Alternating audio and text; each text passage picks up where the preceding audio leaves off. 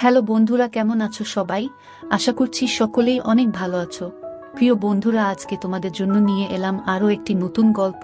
আশা করছি তোমাদের দাঁড়িয়ে যাবে, তাই ভিডিওটি শুরু থেকে শেষ পর্যন্ত দেখো। একদিন আমার মাথায় খুব যন্ত্রণা করছিল।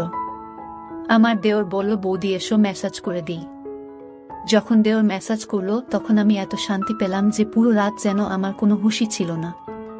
তারপর আমি প্রত্যেক দিনই আমার দেওরকে দিয়ে ম্যাসাজ করাতাম, আর ওই দিন আমার শরীরে তেল লেগেছিল। পরের দিন আমি ক্যামেরা লাগিয়ে দেওরকে ডেকেছিলাম। যখন সকালে উঠলাম তখন ক্যামেরায় দৃশ্য দেখে আমি তো পুরো কেঁপে উঠলাম। আমার দেওর তো আমার সাথে। কখনো কখনো আমরা সম্পর্কের সীমানার খেয়াল রাখি না, আর এই কারণের জন্যই আমাদের অনেক লোকসান হয়ে যায়। প্রত্যেকটা সম্পর্কের একটা সীমা থাকে, আর যদি মানুষ ওই সীমা পার করে যায় তাহলে সেই সম্পর্ক তার জন্য সমস্যা হয়ে দাঁড়ায়। আমার সাথেও কিছু এরকমই হতো। আমি একটা সম্বন্ধে আমার সীমারেখা পেরিয়ে গিয়েছিলাম, আর এজন্যই বরবাদই আমার ভাগ্য হয়ে দাঁড়িয়েছিল। যা কিছু আমার উপর দিয়ে বয়ে গিয়েছিল সেগুলো আমার পক্ষে ভুলে যাওয়া মুশকিল ছিল। গত কয়েকদিন ধরে আমার মাথা যন্ত্রণায় যেন ফেটে যাচ্ছিল, আর কোনো ওষুধ কাজও করছিল না। আমার রাতের বেলায় ঘুম না হওয়ারই সমান ছিল।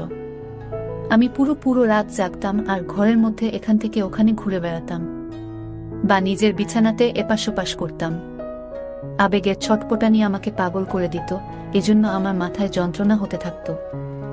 আমার দেওর পঙ্কজ, যে কিনা বয়সে আমার থেকে ছোট ছিল, সে আমার ভীষণ খেয়াল রাখত, আর আমরা দুজনে বেশ ভালোই মিশতে পারতাম। আমি ভুলেই গেছিলাম যে দেওর আর বৌদির সম্পর্ক ঠিক কিরকম হয়। অনেক রাত অবধি সে আমায় জেগে থাকতে দেখত। একদিন আমার কষ্ট দেখে বলতে লাগলো, বৌদি আমি তোমার মাথায় তেল মালিশ করে দিচ্ছি, তোমার যন্ত্রণা এক্ষুনি ঠিক হয়ে যাবে। তার কথা শুনে আমি হেসে ফেললাম। আমার মনে হলো যে সে এমনিই বলছে। আমি বললাম, আচ্ছা ঠিক আছে, লাগিয়ে দাও। সে তেল নিয়ে আসলো আর আমার মাথায় ভালোভাবে ম্যাসাজ করতে লাগলো। তার সাথে সে তার পুরো দিনের গল্প আমাকে শোনাতে লাগলো। তার আঙ্গুলের দ্রুত ম্যাসাজ আমায় ভীষণ শান্তি দিচ্ছিল। আমার রোজ রাতে চা খাবার অভ্যাস ছিল। পঙ্কজ আমার জন্য চাও নিয়ে আসলো নিজের সাথে করে। মালিশ করার পর আমি পঙ্কজের সাথে চা খেলাম আর শুয়ে পড়লাম। আমার এমন ঘুম আসলো যে আমি একেবারে সকালবেলা উঠলাম। সত্যিকারের পঙ্কজের ম্যাসাজ এ তো যেন জাদু ছিল। আমি অনেক বেশি শান্তি অনুভব করছিলাম। অনেকদিন পরে আমার এরকম গভীর ঘুম আসলো। সকালবেলা উঠে যখন আমি স্নান করতে বাথরুমে গেলাম, আমি তখন ভীষণ অবাক হলাম যে আমার পুরো গায়ে কোথাও কোথাও তেল লাগানো। বোধহয় আমি ঘুমের ঘোরে নিজেই মাথার তেল এদিকে ওদিকে লাগিয়ে দিয়েছি।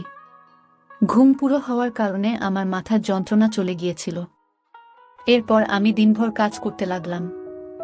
আমার বিয়ের 1 বছর কেটে গেছে, আর এই 1 বছর আমি ভীষণ ভালোভাবে কাটিয়েছি। যখন আমি এই বাড়িতে বউ হয়ে আসলাম তখন আমার দেওর পঙ্কজের মাত্র 6 বছর বয়স ছিল। পঙ্কজের মধ্যে অনেক বেশি বাচ্চামো ছিল, আর সে একদম আমার ছোট ভাইয়ের মতোই লাগত। আমার বর আমায় বলেছিল যে তার বাবা খুব তাড়াতাড়ি পৃথিবী থেকে চলে গেছে, যার জন্য পঙ্কজ তার বাবার ভালোবাসা পায়নি। তার মাও পঙ্কজের উপর আর ঘরের উপর অনেক কম ধ্যান দিতেন, আর আমার বর আকরম এখানে তো থাকতেই না। এজন্য আকরম আমাকে বলেছিল যে এখন সব থেকে বেশি আমি যেন পঙ্কজের খেয়াল রাখি। আমি তাকে কথা দিয়েছিলাম যে পঙ্কজকে একদম নিজের বাচ্চার মতো রাখব, আর আমি আমার কথা পুরো করেছিলাম। আমার বর আকরম অন্য শহরে চাকরি করত, আর সে মাসে 4 দিনের জন্য বাড়ি আসত। বাকি পুরো মাসে আমি আমার ছোট দেওর পঙ্কজ আর আমার শাশুড়ির সাথেই কাটাতাম। পঙ্কজ এখন 7 বছরের ছেলে, যে কিনা যুবক হয়ে গেছে। সে আমার থেকে বয়সে মাত্র 4 বছরই ছোট ছিল। সে কলেজ থেকে আসার পর ও বৌদি বৌদি করে আমার আগে পিছনে ঘুরত। আকরামের এখানে না থাকার কারণে আমার বড় ছোট সব কাজ পঙ্কজেরই দায়িত্বে ছিল। পঙ্কজ কলেজ থেকে আসার পর আমার কাজ করে দিত, আর তারপর আমারই সাথে সময় কাটাতো। পঙ্কজের সাথে থাকতে থাকতে আমি একটা ব্যাপার অনুভব করেছিলাম, যে সে আকরামকে পছন্দ করত না। এমনকি তার কথা উঠলেও সে সেখানে চুপ করে যেত অথবা কথা বদলে দিত। আমি তার থেকে জানতে চাইতাম যে আকরমের থেকে তার কিসের সমস্যা, কিন্তু আমি কখনো এই প্রশ্নটা করতেই পারিনি। আকরামের মা পুরো দিন পাড়ায় ঘুরে বেড়াতেন, আর সন্ধ্যা হতেই বাড়ি এসে তাড়াতাড়ি শুয়ে পড়তেন। পরের দিন সকালবেলা আবার পাড়ায় বেরিয়ে যেতেন। এজন্য আমার তার দিক থেকে কোনো সমস্যাই ছিল না। জীবন খুব ভালোভাবেই কাটছিল। কিন্তু আকরামকে ছাড়া আমি পুরো রাত ঘুমোতেই পারতাম না, আর পুরো রাত আমি এপাশ ওপাশ করে কাটিয়ে দিতাম। কখনো কখনো মন চাইতো যে আমি নিজেই আকরামের কাছে চলে যাই, কিন্তু এখন এমনটা সম্ভব নয়। এজন্য আমার মাথায় মাঝে মধ্যেই ব্যথা ব্যথা হতো। পঙ্কজ জানতো যে আমার মাথায় ব্যথা, এজন্য প্রথমে তো সে আমার জন্য ওষুধ নিয়ে আসতো। কিন্তু একদিন হঠাৎ সে বলল যে, আপনি কতদিন আর ওষুধ খাবেন মাথা যন্ত্রণা? এর থেকে তো ভালো যে আমি আপনার মাথার ম্যাসাজ করে দিই, আপনি অনেক শান্তি পাবেন। আমি পঙ্কজকে বললাম, ম্যাসাজ করার বদলে কিছুদিনের জন্য আমাকে নিজের দাদার কাছে পাঠিয়ে দাও, আমি নিজেই ঠিক হয়ে যাব। আমার কথা শুনে পঙ্কজ বলতে লাগলো, যদি আপনি চলে যান তো আমার কি হবে? আমি তো আপনাকে ছাড়া থাকতেই পারি না। তার কথা শুনে আমি জোরে জোরে হাসতে লাগলাম।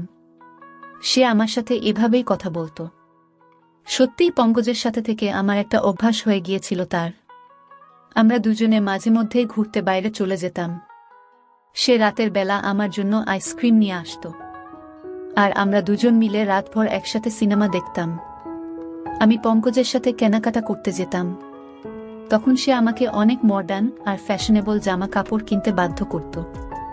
ঘরের মধ্যে তো সে আমাকে ওড়না গায়ে দিতেও দিত না। আমি যখনই ওড়না নিয়ে কাজ করতাম তখন সে আমার গায়ের ওড়না টেনে একদিকে ফেলে দিত। সে বলতো, আপনি এটা এত গরমের মধ্যে কি করে পরে কাজ করেন? সে প্রত্যেকটা কথায় আমার অনেক বেশি চিন্তা করত। সে হালকা রঙের জামা কাপড় পরতে বেশি পছন্দ করত। এই জন্য আমি যখনই তার সাথে বাজারে যেতাম তখনই সে আমার জন্য হালকা রঙের কাপড় পছন্দ করত আর কেনাতো। আর তার সেলাইও ভীষণ ফ্যাশনেবল ভাবে করিয়ে আনত। আমার জামা কাপড়ের ব্যাপারে তার অনেক রুচি ছিল। আমি প্রায়ই তাকে বলতাম যে তার বউতো যে তার বর তাকে পছন্দমতো জামা কাপড়ের ডিজাইন বানিয়ে দেবে। আমার কথা শুনে সে বলতো যে, আপাতত আপনি ভীষণ সৌভাগ্যবতী যে আমি আপনার জন্য এত মেহনত করি। আর সত্যিই আমি অনেক সৌভাগ্যবতী ছিলাম, কেননা আমাকে সে কখনো কোনো কাজের জন্য না বলতো না। সে আমার অনেক জামা কাপড়েই ডিপ করে ডিজাইন দেওয়া গলা বানাত, বড় বড় পিঠের ডিজাইনও বানাত, যেগুলো মাঝে মধ্যেই আমার কোমর পর্যন্ত চলে যেত। আর কামিজ এতটাই টাইট ফিটিং হতো যে কখনো কখনো তো নিঃশ্বাস নিতেও আমার কষ্ট হতো। কিন্তু পঙ্কজ এরকম জামা কাপড় ভীষণ পছন্দ করত। আমি ওকে আমার বাচ্চার মতো করে রাখতাম। এই জন্য কখনোই তার পছন্দের জামা কাপড় পরার জন্য আমি না করতাম না। হালকা গোলাপি রঙের জামা কাপড় পরে আমি একদিন রান্নাঘরে কাজ করছিলাম। অনেক বেশি গরম ছিল সেদিন, আর আমার পুরো শরীর ঘামে ভিজে যাচ্ছিল, যার জন্য আমার জামা কাপড়ে যেন আমাকে পুরোপুরি দেখা যাচ্ছিল। আর আমি ওড়না ছাড়া তাড়াতাড়ি খাবার তৈরিতেই মগ্ন ছিলাম। তাই হঠাৎই যখন সে পেছন দিক থেকে চলে আসলো আর আমাকে দেখে বলতে লাগলো, আজকে তো আপনি ভীষণ হট লাগছেন। ওর এই কথায় আমি লজ্জা পেয়ে গেলাম আর তাড়াতাড়ি আমার ওড়না খুঁজতে লাগলাম। তখনই সে বলতে লাগলো যে, আমি তো মজা করছিলাম বৌদি, আপনি আরাম করে নিজের কাজ করুন। আর সে রান্নাঘর থেকে চলে গেল। আকরাম যখন আমার সাথে দেখা করতে আসতো তখন ওই কদিন পঙ্কজ আমার সাথে অনেক কম কথা বলতো, আর পুরো দিন সে পড়ার মধ্যেই মন দিত। আকরাম ভীষণ খুশি হতো যে পঙ্কজ অনেক মেহনত করে পড়া করছে। আর আমিও ওই দিনগুলো আকরামের সাথে এতটা মজে থাকতাম যে পঙ্কজের বদলে যাওয়া আমার চোখেই পড়তো না।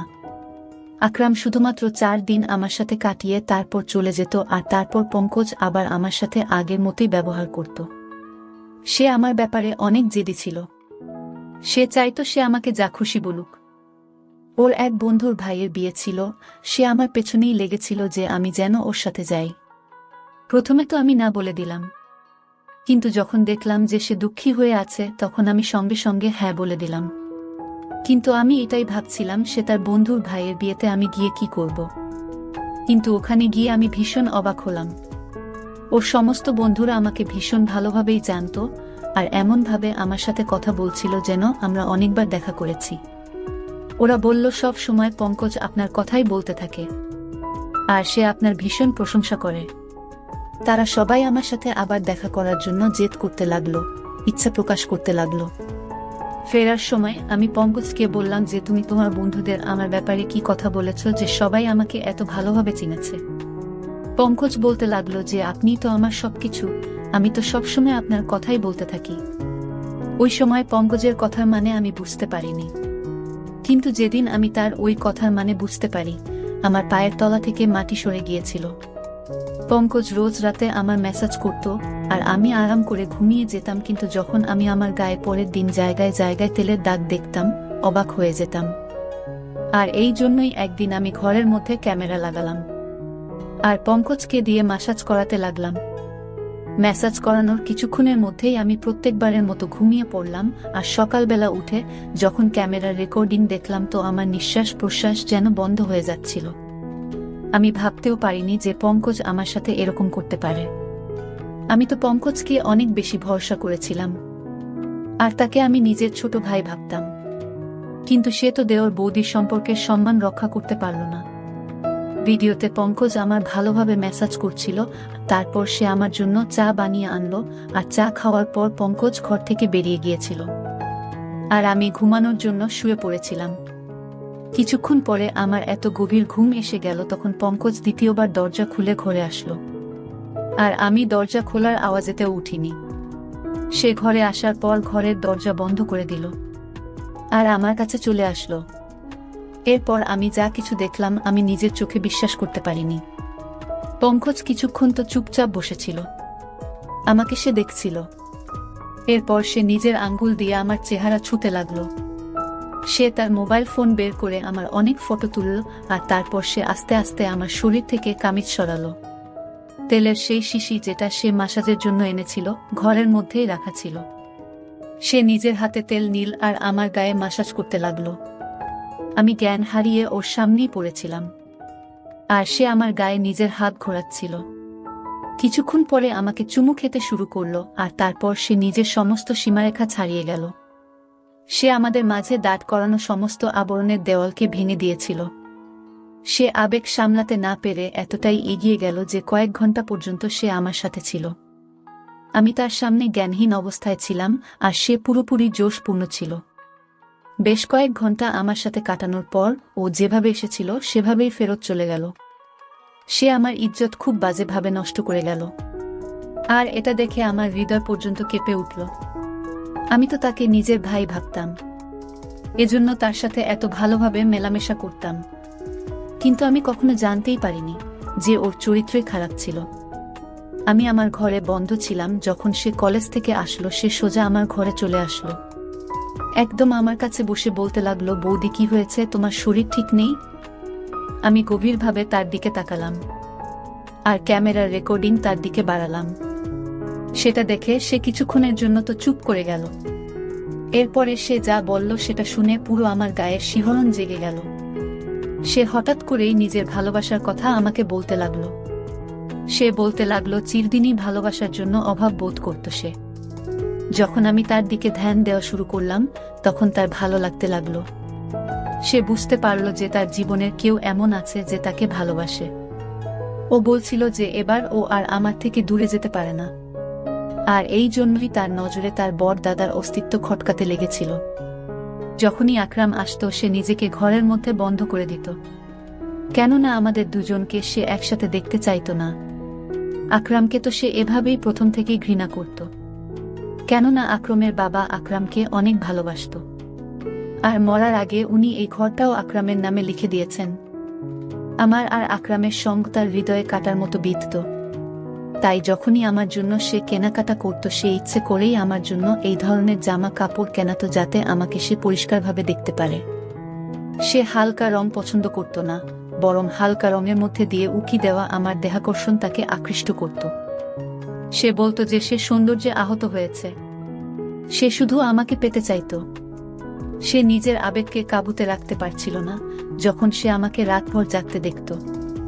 এই কথাটা তাকে ভীষণ অস্বস্তিতে ফেলত যে আমি তার দাদার কথা ভেবে জেগে আছি। ওর ইচ্ছা ছিল আমি যেন তার জন্য জেগে থাকি আর জীবনভর যেন তার সাথে থাকি।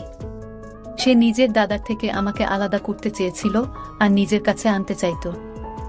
এই জন্য সে আমার ম্যাসাজ শুরু করে যাতে আমি শান্তি পাই, আর সে আমার চায়ে ঘুমের ওষুধ মিশিয়ে আনত। আর যখন তার বিশ্বাস হতো যে আমি গভীরভাবে ঘুমিয়ে গিয়েছি তখনই সে আমার ঘরে চলে আসতো আর নিজের পিপাসা মিটিয়ে চলে যেত। সে নিজের বন্ধুদেরও ওই কথাটা বলেছিল যে সে আমাকে ভালোবাসে, আর ওর বন্ধুরাই ওকে এই ধরনের পরামর্শ দেয়। পঙ্কজ আর তার বন্ধুরা বয়সন্ধির দরজায় উপস্থিত ছিল, এই জন্য তারা ঠিক আর ভুল কি সেটা বুঝতে পারত না। আমার ইজ্জত নিয়ে বসেছিল সে। পঙ্কজের কথা শুনে তো আমার চোখ দিয়ে জল বেরিয়ে আসলো। সে এই সমস্ত করে ফেলেছিল আর আমি ছিলাম তার দাদার বউ, আর সে আমার বিছানা পর্যন্ত এসে গেছিল। আমি লজ্জায় জল হয়ে যাচ্ছিলাম। আমি ঘৃণায় পঙ্কজের দিকে তাকালাম। তখন সে আমার পায়ের কাছে বসে পড়ল আর বলতে লাগলো সে শুধু আমাকে ভালোবাসে আর আমার ঘৃণা ওকে মেরে ফেলবে। বাবার ছেড়ে চলে যাওয়ার সাথে সাথে সে নিজের মায়ের অদ্ভুত উদাসীন্য সহ্য করতে পারেনি। সে বলতে লাগলো তার মাও কখনো তার আবেগ আর তার ইচ্ছের খেয়াল রাখত না। তার বদলে তার মা গোটা পাড়ায় ঘুরে বেড়াতো, আর তাই সে পুরোপুরি একাকিত্বের শিকার হয়েছিল। যখন আমি এই বাড়িতে আসলাম তখন তার একাকিত্ব দূর হলো। সে নিজে নিজেই আমার সাথে মিলেমিশে গিয়েছিল। আমি পঙ্কজকে ধাক্কা দিয়ে আমার পায়ের কাছ থেকে সরিয়ে দিলাম। আমি তার মুখও দেখতে চাইছিলাম না। সে আমার সাথে যা করেছে আমি তাকে কখনোই ক্ষমা করতে পারতাম না। আমি জানতাম এতে পুরো ভুল পঙ্কজের ছিল না। সে সত্যিই সম্পর্কের জন্য মরে যাচ্ছিল, আর আমাকে পেয়ে সে সীমানা ভুলে গিয়েছিল। আর আমিও তাকে কখনো ঠিক আর ভুল কোনটা তা বলিনি। সে যখনই আমার জন্য জামা কাপড় সেলাই করাতো তখন আমি সেটা ওর পছন্দ ভেবে মেনে নিতাম। আমি ওড়না ছাড়াই তার সামনে ঘরে ঘুরে বেড়াতাম। আমি তাকে নিজের ছোট ভাই অবশ্যই ভাবতাম, কিন্তু বাস্তবে সে তো আমার ছোট ভাই ছিল না। তার আর আমার সম্পর্ক ছিল দেওর বৌদির। আর আমি এই ব্যাপারটাই খেয়াল করিনি। আজকালকার দিনে যেখানে 1-3 বছরের বাচ্চাও পুরো সব কথাই জানতে পারে, আমি কি করে ভেবে নিলাম যে আমার 7 বছরের দেওর একটা ছোট বাচ্চা হবে। আমি তাকে বললাম এটাই ভালো হবে যে তুমি আমার থেকে দূরত্ব বজায় রাখো, আর আমাকে নিজের চেহারাও দেখাবে না। আমার পক্ষে এবার তার সাথে একই ছাদের নিচে থাকা মুশকিল হয়ে গিয়েছিল। সে বলতে লাগলো যে এই কথাটা যেন তার দাদাকে আমি না বলি। আমার মধ্যে তো নিজে থেকেই এতটা ক্ষমতা ছিল না যে আমি আকরামকে এত বড় সত্যিটা বলবো। সে ভীষণ লজ্জিত ছিল আর সে নিজের ঘরে চলে গেল। কিন্তু আমি নিজের নজরেই নেমে গিয়েছিলাম। আমি সঙ্গে সঙ্গে আকরামকে ফোন করলাম। তাকে বললাম আমি এবার তাকে ছাড়া থাকতে চাই না। হয় সে নিজে এখানে চলে আসুক আর না হয় আমাকে তার কাছে ডেকে নিক। আমার কথা শুনে আকরাম প্রথমে তো অবাক হয়ে গেল যে আমার হঠাৎ করে কি হলো, কিন্তু যখন আমি বারবার বলতে লাগলাম তখন সে বলল সে তাড়াতাড়ি আমাকে তার কাছে ডেকে নেবে। সে কিছু সময় চাইছিল যাতে আমার থাকার সে ব্যবস্থা করতে পারে, আর নিজের মায়ের সাথেও সে সেই ব্যাপারে কথা বলবে। আমি আকরামকে বললাম যে সে 1-5 দিনের ভেতরে যেন আমাকে ডেকে নেয়, না হলে আমি চিরজীবনের জন্য ঘর ছেড়ে চলে যাব। আকরাম আমাকে কথা দিল যে সে 1-5 দিনের মধ্যেই আমাকে নিজের সাথে নিয়ে যাবে। আমি এই 15 দিন নিজেকে ঘরের মধ্যে বন্ধ করে কাটিয়েছি। আমি সেসব পুরোপুরি ভুলে যেতে চাইতাম। আমার শাশুড়ির এখনো পর্যন্ত ঘরের সম্পর্কে কোনো হুঁশ নেই। তার নিজের ঘরের থেকে বেশি পাড়ার চিন্তা থাকে। যদি সে অন্যের খোঁজে না থেকে নিজের সন্তানের খেয়াল রাখত তাহলে পঙ্কজ এরকম করত না। সে শিকার হয়ে নিজের রাস্তা থেকে হারিয়ে গিয়েছিল। প্রত্যেকটা সম্পর্কের একটা সীমা থাকে, আর আমি আমার আর পঙ্কজের সম্পর্কের সেই সীমাটা ভুলে গিয়েছিলাম। আর আজকে তারই ফল আমাকে ভোগ করতে হচ্ছে। আমি আমার সমস্ত পুরনো জামা কাপড় জ্বালিয়ে দিয়েছি।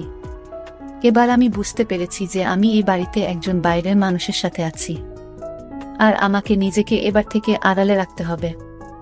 কখনো কখনো আমরা অনেক ব্যাপার ছোট ভেবে নিই, কিন্তু সেগুলো এতটাও ছোট হয় না যতটা নজরে মনে হয়।